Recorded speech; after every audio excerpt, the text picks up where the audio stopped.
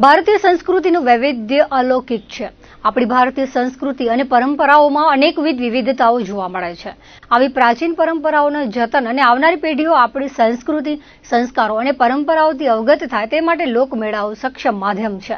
તેવું અંજારના ધારાસભ્ય ત્રિકમભાઈ છાંગાએ અંજાર સમીપે મેઘપર કુંભારડી નેશનલ હાઈવે 8 પર આવેલા પૌરાણિક મકલેશ્વર મહાદેવ મંદિરે દર વર્ષે ઋષિ પાંચમના ભરાતા પરંપરાગત લોકમેળાનો ખુલ્લો મૂકતા જણાવ્યું હતું। પોતાના પ્રાસંગિક ઉદ્બોધનમાં મકલેશ્વર મહાદેવ મંદિરની દિવ્યતાનું વર્ણન કર્યું હતું। મેટ્રોપોલિટન શહેરોની સમીપે આવેલ આ પૌરાણિક સ્થાન ભાતીગળ પરંપરાઓ, ભારતીય સંસ્કૃતિ અને સંસ્કારોનું રક્ષણ કરી રહ્યું હોવાનું તેમણે જણાવ્યું હતું। આ મંદિર જેટલું પ્રાચીન છે તેટલી જ તેની વિશેષતાઓ પણ પ્રાચીન છે। દર વર્ષે અહીં ભરાતા લોકમેળામાં લોકો ખૂબ ભક્તિભાવ સાથે ભાતીગળ પહેરવેશ સાથે ઉમટે છે, જેથી આવનાર પેઢીઓમાં પણ આપણા સંસ્કારો અને પરંપરાઓ જીવંત રહેશે તેનું પ્રમાણ મળી રહે છે તેવું તેમણે વધુમાં જણાવ્યું હતું। આ પ્રસંગે આશીર્વચન પાઠવતા અંજાર સચ્ચિદાનંદ મંદિરના મહંત ત્રિકમદાસજી મહારાજે મકલેશ્વર મહાદેવ મંદિરને સમગ્ર અંજાર પંથક ગૌરવ લઈ શકે તેવું પાવન તીર્થ સ્થાન ગણાવ્યું હતું। પોતાના બાળપણના પ્રસંગોનું સ્મરણ કર્યું હતું। આ લોકમેળા થકી ભારતીય પરંપરાઓ જાણવાની તક મળે છે, સાથે જ ભાતીગળ લોકમેળાઓમાં જોવા મળતા વૈવિધ્ય રાષ્ટ્રીય ભાવના પણ બળવત્તર બને છે। મકલેશ્વર મહાદેવ મંદિરના મહંતે પરંપરાગત લોકમેળાના આયોજનમાં સહભાગી થયેલા સર્વેજનોનો આભાર વ્યક્ત કર્યો હતો। મિત્રો, ભારતીય સંસ્કૃતિ વિવિધ રંગી સંસ્કૃતિ છે। વિવિધ કોમ, વિવિધ ધર્મ, વિવિધ સંપ્રદાય, વિવિધ પ્રકારના લોકો, એવી જ વિવિધતા આ ભારતના લોકમેળામાં પણ જોવા મળે છે અને એ વિવિધતાની છાટ આપણા મેળાઓમાં દર્શિત થાય છે।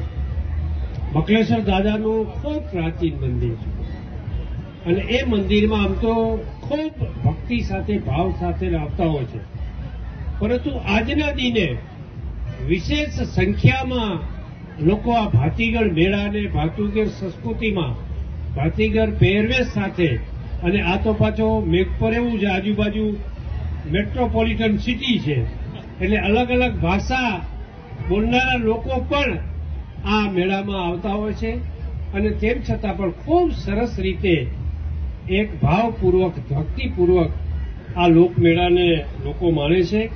પૂજ્ય સચિનગીરીના માર્ગદર્શન હેઠળ સમગ્ર વર્ષ દરમિયાન ખૂબ સરસ મજાની પ્રવૃત્તિઓ પણ થાય છે।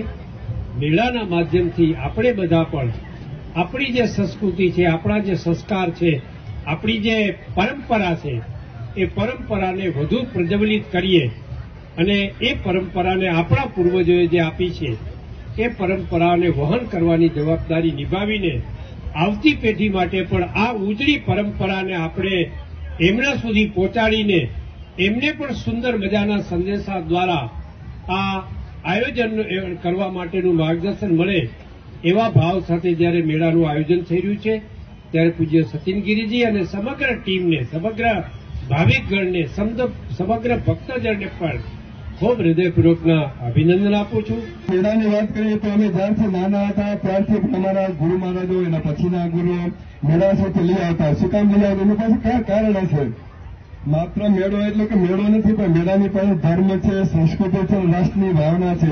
એ ભાવનાથી એમની ત્રીજી પેઢી રાધિકાદાસજીના મેળામાં લઈ આવતા હતા। બધા મેળામાં લઈ જમ્યા છે, ડબલાનો હોય, જસવંતપુરનો હોય, ક્યાં હવે તો માત્ર એક જ મેળો બચ્યો છે આપણે અંજારમાં કહી શકાય મોટો મેળો તરીકે, જેમાં અંજાર હોય, ગાંધીધામ હોય, આદિપુર હોય, આસપાસના ગામડા હોય, એટલે ભાતીગળ મેળો કહી શકાય।